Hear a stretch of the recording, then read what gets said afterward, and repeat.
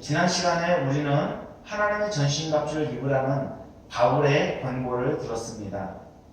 하나님의 전신갑주를 입어야 할 이유는 영적 전쟁터인 세상에서 마귀가 끊임없이 가금할 만한 위력으로 공격해오기 때문입니다.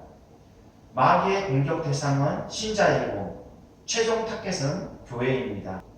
그래서 바울은 에베소서 전반에 걸쳐 교회의 하나됨을 강조하고 있는 것입니다. 이 세상은 공중 권세 잡은 자, 곧 마귀가 계속해서 신자와 교회를 공격하고 있습니다. 그래서 때로는 광명한 천사로 위장하여 유혹하기도 하고, 또 때로는 우는 사자와 같이 두루 다니며 삼킬 자를 찾고 있습니다. 이처럼 마귀는 수단과 방법을 가리지 않고 먹잇감을 찾아 헤매고 있는 것입니다. 마지막 때가 가까워질수록 마귀는 자신이 활동할 날이 머지 않았음을 알고 더욱 발악을 하게 될 것입니다. 요한계시록 20장 10절에 또 그들을 미혹하는 마귀가 불과 유황못에 던져지니 거기는 그 짐승과 거짓 선지자도 있어 세세토록 밤낮 괴로움을 받으리라고 말씀하고 있습니다. 마귀의 패망과 함께 신자의 승리도 주님이 승리하셨기 때문에 이미 보장되어 있습니다. 그러므로 신자는 두려워할 이유가 전혀 없습니다. 신자는 이미 승리한 싸움을 싸우고 있는 것이죠. 그럼에도 불구하고 바울이 신자에게 하나님의 전신갑주를 입고 힘써 싸우라고 명령하는 이유가 무엇입니까? 그 이유는 신자가 여전히 죄악 많은 세상에서 살고 있고 마귀의 공격이 끊임없이 계속되고 있기 때문입니다. 그래서 바울은 지난 시간에 마귀의 실체를 바로 알릴 뿐만 아니라 싸움의 본질이 무엇이고 싸움의 대상이 누구인지를 분명히 가르쳐 주었습니다. 그리고 신자가 집요하고 간교하고 맹렬하게 공격해오는 마귀에게 승리하기 위해서는 반드시 하나님의 전신갑주를 입어야 한다고 강조하였습니다. 하나님의 전신갑주는 하나님의 지혜와 능력으로 옷 입는 것을 의미합니다. 성경은 십자가의 도가 멸망하는 자들에게는 미련한 것이요 구원을 받는 우리에게는 하나님의 능력이 됨이라고 말씀하고 있습니다. 이처럼 신자는 십자가에 못 박혀 죽으심으로써 마귀의 일을 멸하신 주님을 의지할 때 그 능력을 공급받게 되는 것입니다. 그래서 하나님의 지혜와 능력을 덧입어 영적 강건함을 유지하고 영적 전쟁에서 승리할 수 있는 것이죠. 오늘 본문도 이어지는 내용입니다. 바울은 하나님의 전신갑주에 어떤 놀라운 비밀이 담겨 있는지 구체적으로 밝히고 있습니다. 그리고 마귀의 공격에 어떻게 대처해야 할지 그 방법까지도 제시하고 있습니다. 과연 하나님의 전신갑주에 어떤 놀라운 특징이 담겨 있고 신자가 죄악 많은 세상에서 흔들리지 않고 끝까지 신앙을 지키기 위해서는 어떤 자세가 필요할까요? 저와 여러분 모두 오늘 말씀을 통해서 하나님의 전신갑주에 담긴 비밀을 깨닫고 영적 전쟁에서 승리의 공식을 마음에 새기면 좋겠습니다. 그래서 자신의 신앙을 점검하고 치열한 영적 전쟁이 전개되는 삶의 현장에서 어떤 어려움이 닥친다 할지라도 예수님을 끝까지 믿고 따르며 나는 내 믿음 지키겠노라고 그렇게 결단하고 다짐하는 시간이 되었으면 좋겠습니다. 바울은 하나님의 전신갑주에 대해 구체적으로 설명하고 있는데요. 즉 영적 강건함을 유지하며 마귀와 맞서 싸우기 위한 영적 완전 무장을 말씀하고 있는데요. 총 5가지 방어 장비와 한 가지 공격 무기를 소개하고 있습니다. 저는 이 완전 무장을 오늘 그리고 다음 주일 이 2차에 걸쳐 설교하려고 합니다. 먼저 오늘은 방어 장비 3가지만 말씀드리려고 합니다. 본문 14절과 15절을 보면 그런즉 서서 진리로 너희 허리띠를 띠고 의의 호심정을 붙이고 평안의 복음이 준비한 것으로 신을 신고 이렇게 말씀하고 있습니다. 여기서 서다라는 이 단어에 주목해야 합니다. 왜냐하면 모든 하나님의 전신갑주가 이 서다라는 동사에 다 연결되어 있기 때문입니다. 결국 5가지 방어 장비와 한 가지의 공격 무기는 신자와 교회가 마귀가 맹렬하게 공격을 퍼붓는 가운데 이 마지막 때에 굳게 서는 것에 초점이 맞추어져 있습니다. 이는 개인적인 차원을 넘어서 교회 공동체로 확장시켜 생각해 볼 수 있죠. 교회가 스크럼을 짜고 마귀와 치열하게 영적 전쟁을 치르는 상황에서 어느 한 곳이 무너지면 교회 전체가 영향을 받게 됩니다. 그러므로 공동체 의식을 가지고 서로 세워주고 격려하면서 끝까지 힘을 모아 버티는 것이 너무 중요합니다. 신자와 교회는 승리가 보장된 싸움을 싸우고 있지만 여전히 살벌한 영적 전쟁터에 있다는 사실을 한시도 잊어서는 안 될 것입니다. 신자는 하나님의 전신갑주로 무장해야 하는데 이것을 이해하기 위해서는 당시 로마 군인들이 어떤 무장을 했는지 알아보는 것이 매우 중요합니다. 왜냐하면 바울이 살았던 당시에 로마가 세계 패권을 장악하고 있었고 에베소도 로마의 영향력 아래에 있었기 때문입니다. 그래서 바울은 당시 로마 군인들의 완전 무장을 생각하며 에베소서를 기록하였습니다. 당시 로마 군인들은 어떤 순서로 완전 무장을 했을까요? 기본적인 의복을 갖춘 상태에서 맨 먼저 허리띠를 차는 것이 매우 중요합니다.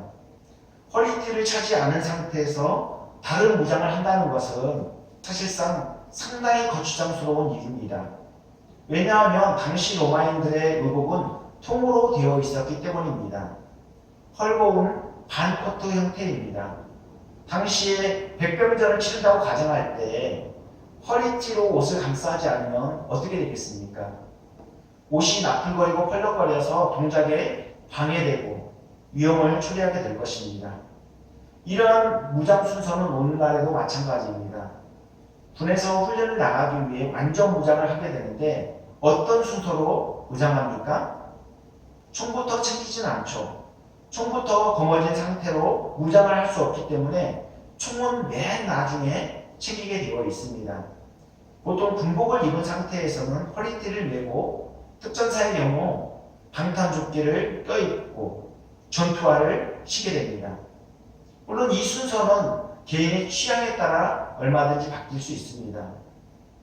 오늘날의 완전 무장과 과거 로마군의 완전 무장은 차원이 다르죠.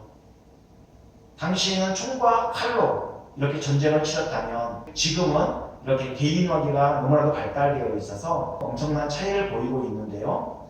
그러나 기본적인 맥락은 같습니다. 하나님의 전신갑주에서 첫 번째 장비가 무엇입니까?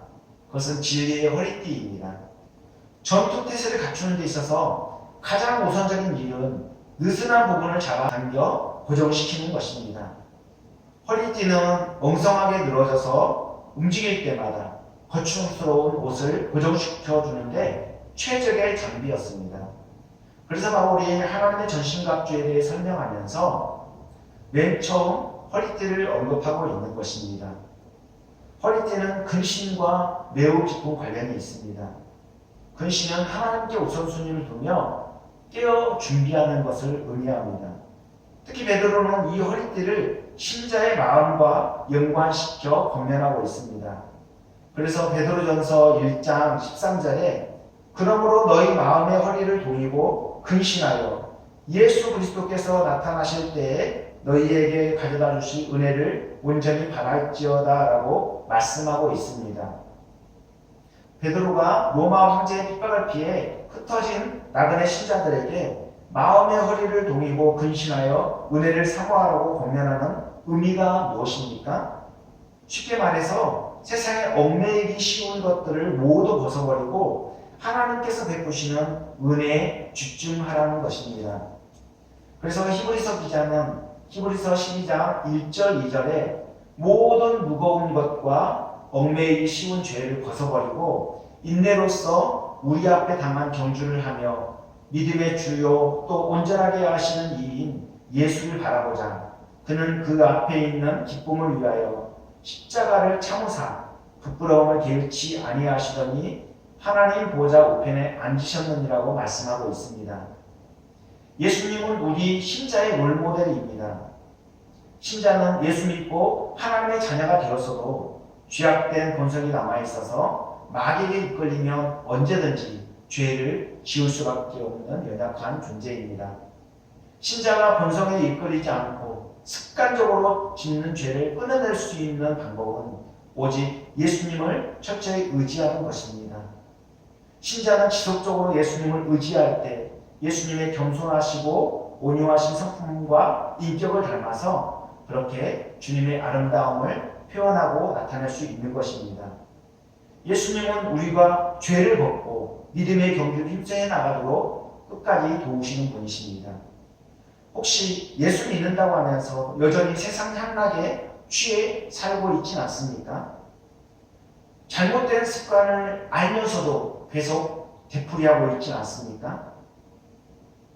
디모데후서 2장 4절에 병사로 복무하는 자가 자기 생활에 얽매이는 자가 없나니 이는 병사로 모집한 자를 기쁘게 하려 함이라고 말씀하고 있습니다. 우리는 예수님을 믿는 순간 예수님의 용사가 되었다는 사실을 한시도 잊어서는 안 될 것입니다. 예수님의 용사이기 때문에 과거의 삶을 그리워해서도 안 되고 자만하거나 또 안일한 태도를 취하는 것은 금물입니다. 오직 주님의 용사는 주님을 기쁘시게 해주는데 마음을 다하고 헌신해야만 할 것입니다. 이제 얽매이기 쉬운 죄를 벗어버리고 진리의 허리띠가 되시는 예수님께만 마음을 고정하시기 바랍니다. 더 이상 옛사람의 구습을 쫓지 말고 새사람으로서 예수님 안에서 참된 자유와 평안을 누리시기 바랍니다. 예수님께서는 수고하고 무거운 짐진 자들아 다 내게로 오라. 내가 너희를 쉬게 하리라. 나는 마음이 온유하고 겸손하니 나의 멍에를 메고 내게 배우라. 그리하면 너희 마음이 쉼을 얻으리니 이는 내 멍에는 쉽고 내 짐은 가벼움이라고 말씀하셨습니다.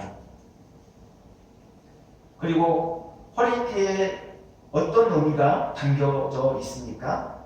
허리띠에는 진리가 담겨 있습니다. 진리는 시대나 상황에 따라 변하지 않습니다. 만약 뭔가에 의해서 변화가 된다면 그것은 진리가 아닙니다. 그리고 진리는 거짓이 조금만 섞여도 진리가 아닙니다. 몸의 모든 힘이 집중되는 허리에 두른 이 허리띠가 조금만 결함이 있어도 끊어지고 말 것입니다.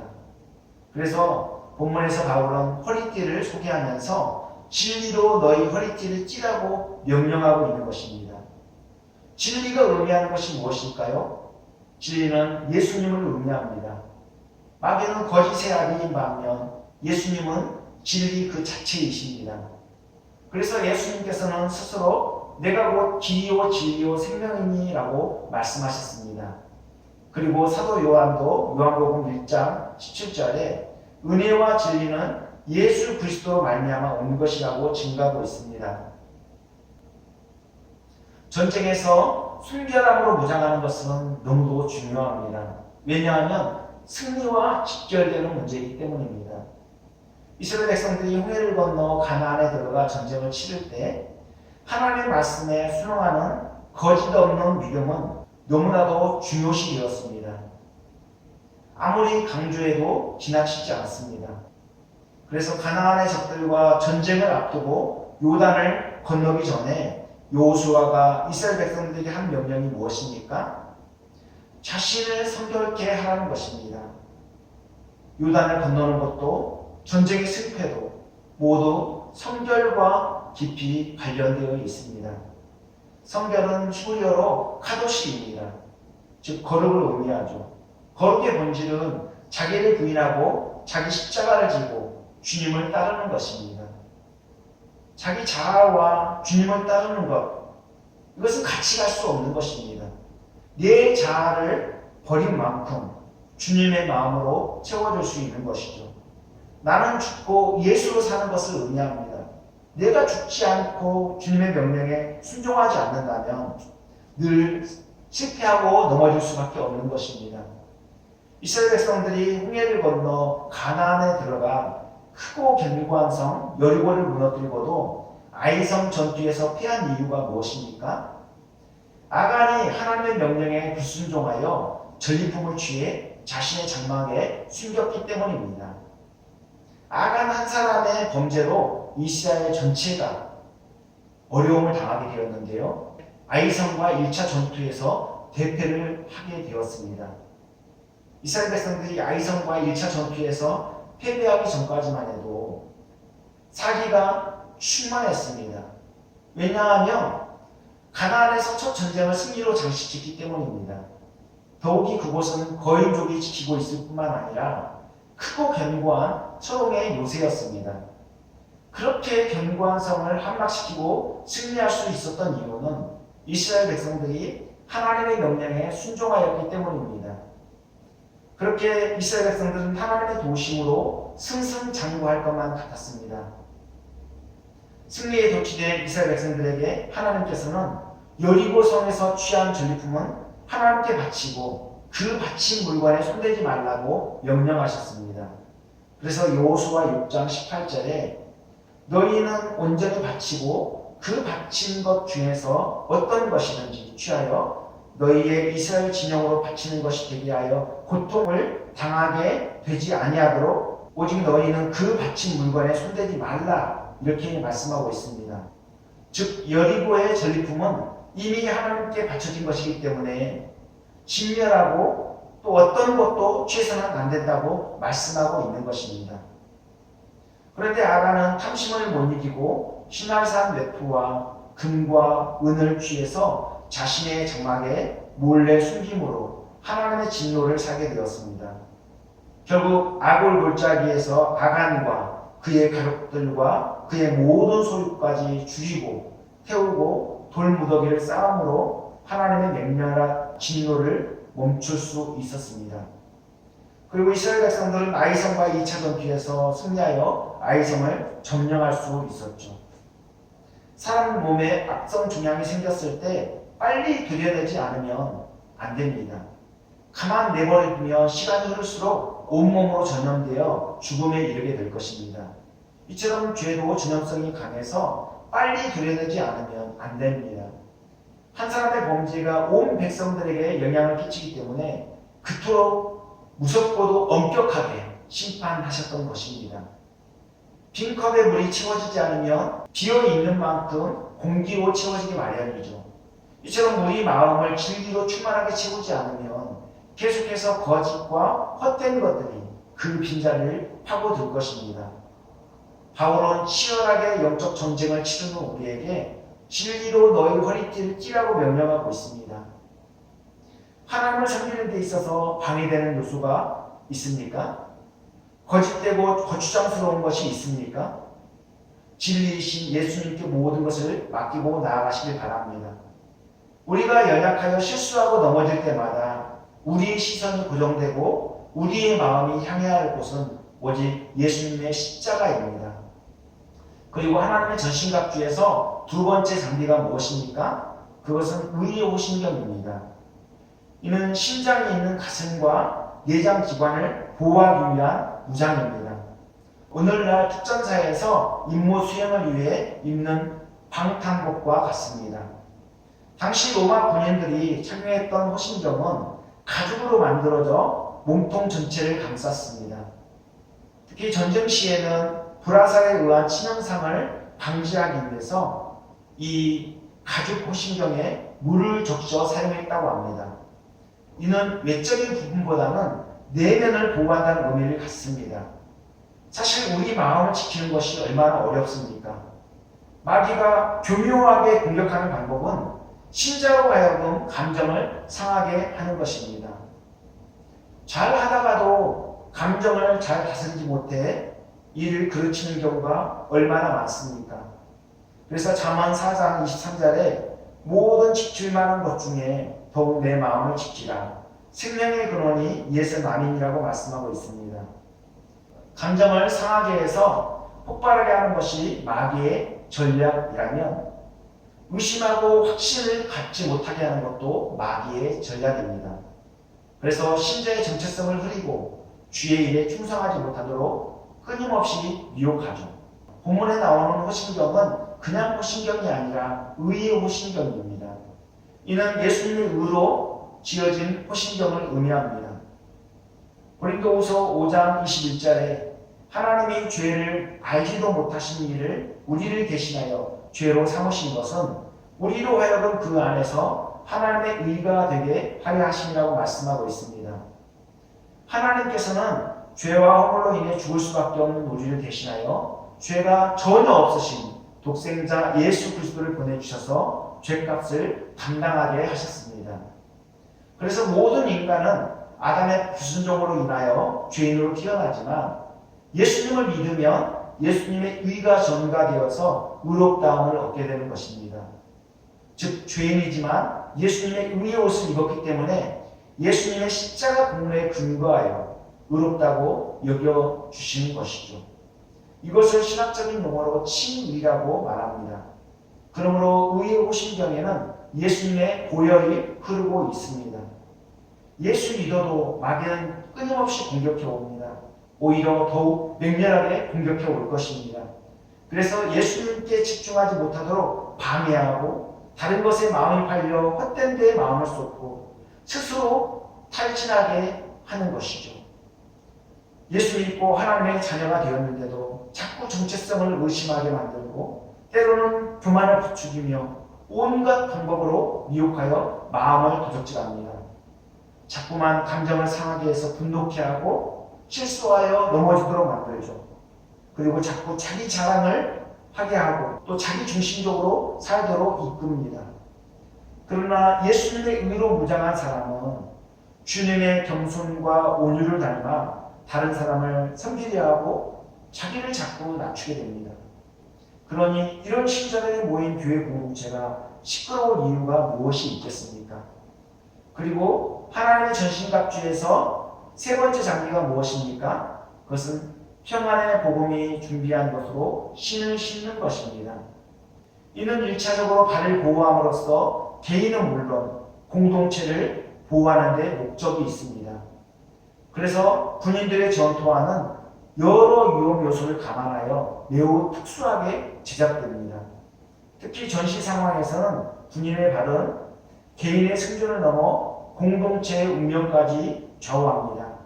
왜 그렇습니까? 기동력과 전투력에 영향을 끼치기 때문입니다. 한 사람이 발을 다치게 되면 두세 사람이 부축해야 하기 때문에 기동력과 전투력은 그만큼 떨어질 수밖에 없습니다. 그래서 현대전에서 발목 지대를 설치하는 이유도 여기에 있습니다. 그리고 본문에서 바울은 평안의 복음이 준비한 것으로 신을 신어야 한다고 가르치고 있습니다. 사실 복음이 가져다 준 평안이 얼마나 대단합니까? 이 평안은 세상이 줄 수 없는 평안입니다. 죄와 허물로 인해 하나님과 불목관계에 있던 우리가 예수님을 믿음으로 말미암아 참된 평안을 얻게 되었습니다. 하나님과 원수되었던 우리가 예수님으로 인하여 화목한 관계가 되었고 예수님 안에서 평안을 누리게 된 것입니다. 예수님의 피로 하나님과 화목한 관계가 되었다는 이 확신은 믿음의 선한 싸움을 싸우게 하는 원동력이 되고 전의를 불태우게 만듭니다. 복음의 능력이 그만큼 대단한 것이죠. 복음이 우리에게 평안을 가져다 주지 않았다면 우리는 여전히 마귀의 수하에서 종노릇하며 마귀가 던져주는 거짓 평안에 속아 마귀와 싸울 생각조차 하지 못했을 것입니다. 그리고 로마서 5장 1절 2절에 우리가 믿음으로 의롭다 하심을 받았으니 우리 주 예수 그리스도를 말미암아 하나님과 화평을 누리자고 말씀하고 있습니다. 이처럼 평안의 주체이신 예수님으로 말미암아 우리 자신이 평안을 누릴 뿐만 아니라 그 평안을 다른 사람에게 전할 수 있는 것입니다. 예수님은 무력으로 우리에게 평안을 안겨주신 분이 아니라 십자가로 평안을 안겨주시고 하나님과 화목하게 하셨습니다. 역사적으로 칼로 일어난 자는 칼로 망했습니다. 예수님은 평화의 왕으로 오셔서 온갖 고난과 십자가를 참으사 우리에게 참된 평안을 안겨주신 것입니다. 예수님께로부터 온 평안의 복음이 마귀의 공격을 막아낼 최적의 장비인 것입니다. 우리는 선으로 악을 이기는 자들입니다. 상대방이 아무리 악하게 대해도 미워하거나 보복하려 하지 말고 평안의 복음으로 맞서시기 바랍니다. 이제 말씀 마치려고 합니다. 바울은 영적 전쟁터인 세상에서 영적 강건함을 유지하고 마귀와 맞서 싸우기 위해서는 반드시 하나님의 전신갑주를 입어야 한다고 피력하였습니다. 하나님의 전신갑주에는 총 5가지 방어 장비와 1가지 공격 무기가 있는데, 오늘 우리는 방어 장비 3가지에 대한 영적 의미를 살펴보았습니다. 그리고 이 영적 무장을 통해서 우리가 어떻게 마귀와 맞서 싸워 나가야 될지를 깊이 생각하게 되었습니다. 하나님의 전신갑주에서 첫 번째 장비는 어떤 영적 의미가 담겨 있습니까? 가야 할 방향과 목적지를 향해 집중하고 절제하는 것을 의미합니다. 전투 태세를 갖추는 데 있어서 느슨한 부분을 잡아당겨 고정시키듯 근신과 진리로 무장하는 것이죠. 영적 전쟁에서 근신과 진리로 무장하는 것은 전쟁의 승패와 직결될 만큼 중요합니다. 천국 백성으로서 믿음의 길을 가는데 방해되는 요소들을 모두 쳐내고 거짓되고 거추장스러운 것들을 모두 벗어버리시기 바랍니다. 그리고 진리 가운데서 승리케 하시는 예수님만 의지하시기 바랍니다. 그리고 하나님의 전신갑주에서 2번째 장비는 의의 호신경입니다. 이는 내면을 보호하기 위한 무장입니다. 마귀의 전략은 신자의 마음밭을 망쳐놓는 것입니다. 신자는 마음을 지키는 것이 중요합니다. 그래서 예수님께서도 마태복음 15장 19절 20절에 마음에서 나오는 것은 악한 생각과 살인과 간음과 음란과 도둑질과 거짓 증언과 비방이니 이런 것들이 사람을 더럽게 하는 것이라고 말씀하셨습니다. 사람의 마음이 더럽게 되는 것은 자기 의를 드러내는 데서 비롯됩니다. 끊임없는 마귀의 충동질에 자기 중심적인 욕심에 이끌려 자기를 자랑하고 스스로 높아지려는 것이죠. 그러나 예수님의 의로 무장한 신자들이 모인 교회는 겸손과 온유가 넘치고 사랑이 넘칩니다. 그러니 그러한 신자들이 있는 가정이나 교회는 분쟁이 없고 평안하게 되는 것입니다. 마귀는 신자들의 마음을 집중 공략하여 가정과 교회가 분쟁에 휘말리도록 그렇게 부추깁니다. 그러므로 한시도 긴장의 끈을 늦추어서는 안 됩니다. 신자가 각각 자기 마음을 지키는 비결은 오직 의의 호신병이 되시는 예수님을 철저히 의지하는 것입니다. 그리고 하나님의 전신갑주에서 3번째 장비는 무엇입니까? 평안의 복음이 준비한 것으로 신을 신는 것입니다. 여기에는 신자 개인뿐만 아니라 교회 공동체를 보호하는 의미가 담겨 있습니다. 그리고 죄와 허물로 인해 하나님과 원수되었던 우리를 화목하게 하신 주님의 평안이 들어있습니다. 그 평안이 우리로 하여금 믿음의 선한 싸움을 싸워나가도록 힘을 북돋아 주는 것입니다. 그리고 평화의 왕으로 오신 예수님께서 온갖 고난과 십자가를 참으사 우리에게 평화를 안겨주셨듯이 우리도 어떠한 상황 속에서도 평안의 복음으로 맞서야만 합니다. 오늘 바울이 하나님의 전신갑주와 관계된 이 3가지 장비를 소개하였는데요. 이것은 다 우리 믿음과 직결되어 있습니다. 이 하나님의 전신갑주는 마귀의 맹렬한 공격에 신자가 넘어지지 않고 굳게 서도록 붙들어주며 또 교회가 스크럼을 짜서 마귀의 공격을 막아낼 수 있도록 하는 그런 영적 무장입니다. 이러한 무장은 모두 하나님의 은혜로 우리에게 주어진 것입니다. 우리는 그것을 잘 사용하면 되는 것이죠. 이미 승리가 보장된 싸움을 싸우고 있지만 한시도 긴장을 늦출 수 없는 이유는 호시탐탐 마귀가 우리를 넘어뜨리려고 또 교회를 넘어뜨리려고 공격하기 때문입니다. 이러한 치열한 영적 전쟁터에서 우리는 주님이 우리에게 주신 하나님의 전신갑주로 무장해야만 넉넉히 이길 수 있습니다. 예수님께서 성육신하시고 십자가에 못 박혀 죽으신 이유는 자기 백성을 구원하고 마귀의 일을 멸하기 위함입니다. 그래서 요한일서 3장 8절에 하나님의 아들이 나타나신 것은 마귀의 일을 멸하려 하심이라고 말씀하고 있습니다. 우리의 승리의 근거는 예수님께 있습니다. 예수님께 속해 있기 때문에 예수님만 의지하면 이 위험천만한 세상 속에서 승리할 수 있는 것입니다.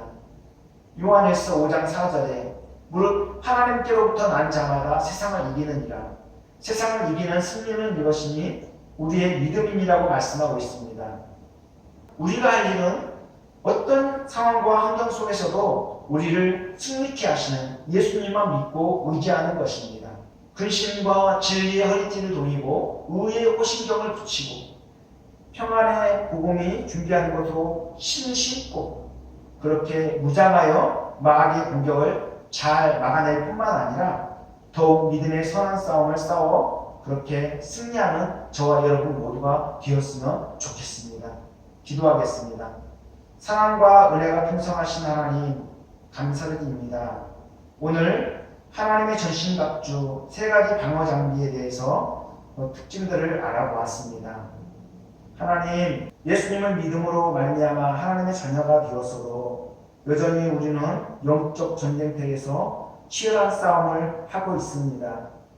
하나님, 우리는 이미 승리한 싸움을 싸우고 있지만 우리가 또한 처한 상황이 녹록지 않음을 우리가 깨닫습니다.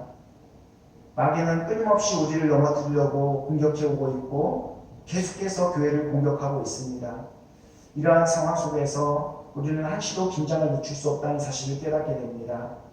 하나님, 근심과 진리의 허리띠를 동이고 의의 호신경을 붙이고 평안의 복음이 준비하는 것으로 신을 신고 그렇게 하나님의 전신갑주로 무장하여 끊임없이 공격해오는 마귀의 그 맹렬한 공격을 막아낼 뿐만 아니라 우리에게 주어진 믿음의 길에서 끝까지 주님 의지하며 믿음의 선한 싸움을 싸워나갈 수 있도록 우리를 붙잡아 주시옵소서.